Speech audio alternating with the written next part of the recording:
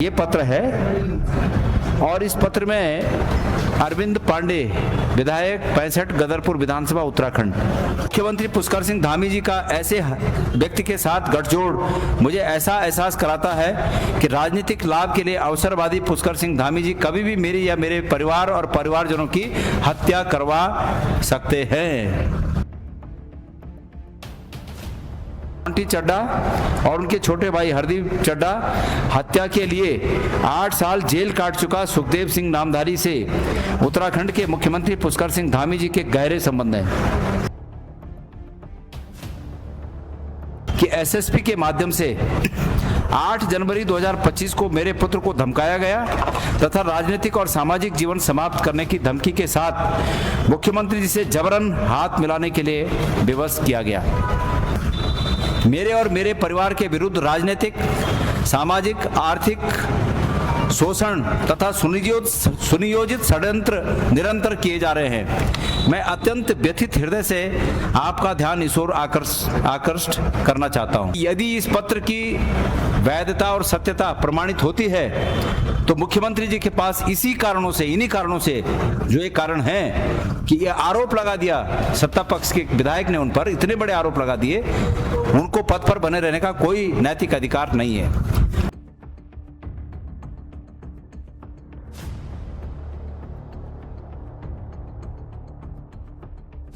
क्या निर्णायक मोड़ पर पहुंच चुकी है विधायक अरविंद पांडे और सीएम पुष्कर धामी की अदावत? क्या कुछ बड़ा होने जा रहा है?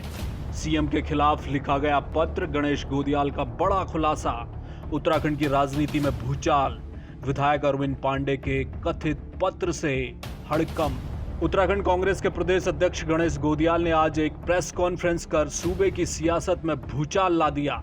गणेश गोदियाल का कहना है कि सोशल मीडिया में एक पत्र वायरल हो रहा है जो उन तक भी पहुंचा है, जिसमें गदरपुर से भाजपा विधायक अरविंद पांडे ने पार्टी के किसी बड़े नेता या चेहरे को पत्र लिखकर सीएम पुष्कर सिंह धामी पर गंभीर आरोप लगाए हैं और अपनी जान की रक्षा की गुहार लगाई है। ये पत्र है और इस पत्र में अरविंद पांडे विधायक 65 गदरपुर विधानसभा उत्तराखंड का ये पत्र है। आगे लिखते हैं महोदय कि उत्तराखंड के वर्तमान मुख्यमंत्री पुष्कर सिंह धामी जी द्वारा किए गए मेरे उत्पीड़न को पूर्व में 12 जनवरी 2026 भी आपको ईमेल के माध्यम से पहले ही अवगत करा दिया है कि एसएसपी के माध्यम से 8 जनवरी 2025 को मेरे पुत्र को धमकाया गया तथा राजनीतिक और सामाजिक जीवन समाप्त करने की धमकी के साथ मुख्यमंत्री जी से जबरन हाथ मिलाने के लिए विवश किया गया। यह आरोप यदि सत्य है तो ये आरोप हमारे उन आरोपों की पुष्टि करता है जिसमें हम ये कह रहे हैं कि मुख्यमंत्री अपने राजनीतिक हितों की साधना के लिए यहाँ के बड़े अधिकारियों का उपयोग कर रहे हैं। और अफसोसजनक बात यह है कि इस प्रदेश के बड़े अधिकारी उनके इस काम में बखूबी उपयोग होना है। मैंने तो नाम लेकर, पुलिस के कुछ लोगों के नाम लेकर मैंने कहा कि पुलिस के ये अधिकारी मुख्यमंत्री के राजनीतिक कामों में उपयोग हो रहे हैं। इस बात ये जो इनका पत्र है, इस बात से ये प्रमाणित होता है कि बड़े पदों पर बैठे हुए अधिकारी किस प्रकार से मुख्यमंत्री के हितों की रक्षा करने के लिए उनके राजनीतिक कामों में उपयोग हो रहे हैं। आगे लिखते हैं ये, इसके पश्चात मुख्यमंत्री जी द्वारा अपने पद के प्रभाव व शक्ति का दुरुपयोग करके मेरे और मेरे परिवार के विरुद्ध राजनीतिक, सामाजिक, आर्थिक शोषण तथा सुनियोजित षड्यंत्र निरंतर किए जा रहे हैं। मैं अत्यंत व्यथित हृदय से आपका ध्यान इस ओर आकृष्ट करना चाहता हूं। यदि इस पत्र की वैधता और सत्यता प्रमाणित होती है तो मुख्यमंत्री जी के पास इन्हीं कारणों से जो ये कारण है कि ये आरोप लगा दिया, सत्ता पक्ष के विधायक ने उन पर इतने बड़े आरोप लगा दिए, उनको पद पर बने रहने का कोई नैतिक अधिकार नहीं है। महोदय, प्रदेश के मुख्यमंत्री जी राजनीतिक गुटबाजी और सामाजिक एवं आर्थिक षड्यंत्र के तहत कुछ भ्रष्ट अधिकारियों के माध्यम से विभिन्न स्तर पर मुझे नुकसान पहुंचा रहे हैं। साथ ही मेरी राजनीतिक एवं सामाजिक छवि को खत्म करने का कार्य किया जा रहा है। महोदय, आप मेरे अभिभावक हैं। आपसे अपने संरक्षण की दिशा में कहना चाहता हूं कि मुख्यमंत्री जी अपने सुरक्षित मीडिया कर्मी पाले जा रहे हैं। निजी संबंधों में लोगों द्वारा षड्यंत्रों के तहत मुझे और मेरे परिवार को भूमाफिया अपराधी बनाया जा रहा है। हम पर फर्जी मुकदमे लिखवाए जा रहे हैं। आपसे विनम्र प्रार्थना है कि उक्त सभी विषयों का संज्ञान लेते हुए आप अपने स्तर से कृपया जांच करवाइए। यदि जांच में मैं और मेरा परिवार किसी भी तरह से दोषी पाया जाता है तो सजा स्वीकार करने के लिए तैयार है, और यदि मैं दोषी नहीं पाया गया तो मेरी राजनीतिक हत्या नहीं होनी चाहिए। मैं संघ का प्रचारक रहा हूं, मेरी छवि खराब क्यों हो। इतना ही नहीं, गणेश गोदियाल ने इस पत्र के दूसरे पन्ने को भी मीडिया के सामने पढ़ा और इस हिस्से में जो कुछ लिखा गया है वो बेहद चौंकाने वाला है। गणेश गोदियाल ने पत्र पढ़कर बताया कि लिखा गया है कि सीएम धामी के शराब कारोबारी पोंटी चड्डा हत्याकांड के मुख्य आरोपी के तौर पर नामजद सुखदेव सिंह नामधारी से गहरे संबंध हैं। सुखदेव नामधारी ने बीते दिनों प्रेस कॉन्फ्रेंस कर अरविंद पांडे को पार्टी से बाहर निकालने की बात कही थी और ठीक उसके बाद मुख्यमंत्री ने सुखदेव सिंह नामधारी के बेटे को किसान आयोग का उपाध्यक्ष बनाकर बड़ा इनाम दे दिया। आपको अवगत कराना चाहता हूं कि इस देश के प्रमुख उद्योगपति पोंटी चड्डा और उनके छोटे भाई हरदीप चड्डा हत्या के लिए 8 साल जेल काट चुका सुखदेव सिंह नामधारी से उत्तराखंड के मुख्यमंत्री पुष्कर सिंह धामी जी के गहरे संबंध हैं, जबकि यह हत्याकांड का मामला अभी माननीय सर्वोच्च न्यायालय में के अधीन है।